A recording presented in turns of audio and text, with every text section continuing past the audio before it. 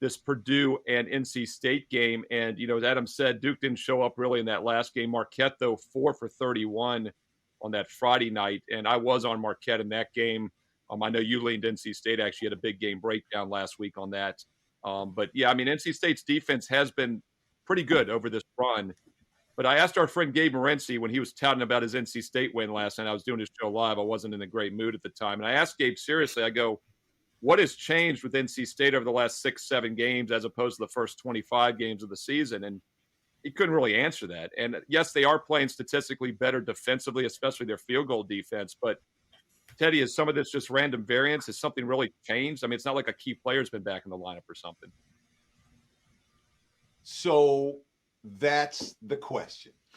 I mean, the question is, how do you power rate NC State right now? And we have an idea of how the markets are powering. Remember, they played against Duke on a neutral in the ACC tournament, and they played against Duke again to reach the Final Four. They were plus 11 on the first neutral. They were plus 7 on the second neutral. I think Duke's power rating probably went up a little bit during that span, maybe not a ton. So the markets have adjusted for this NC State run in the range of 4 to 5 points. Now, I've had multiple people this week talk to me about, well, look at NC State stats. NC State's season-long stats are irrelevant right now because that's not the level where they're playing. We make money with teams like NC State when they're playing above their statistical profile for the season, and they've clearly done that. You talked about some of the three-point shooting variance, and it's been a fortunate roll of the dice. 7 of 31, 12 of 35 was the good performance. Then last weekend, 4 of 31 and 5 of 20.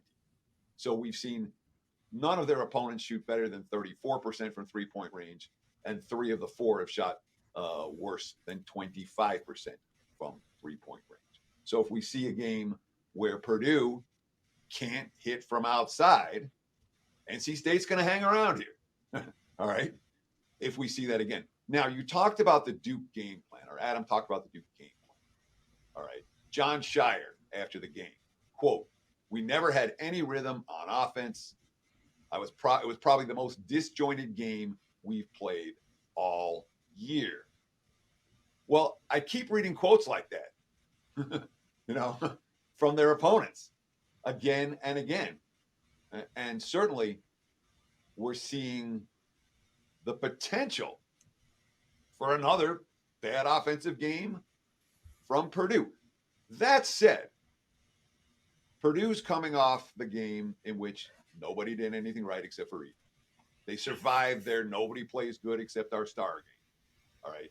They didn't get anything from the supporting cast in the win over Tennessee and still found a way to win it.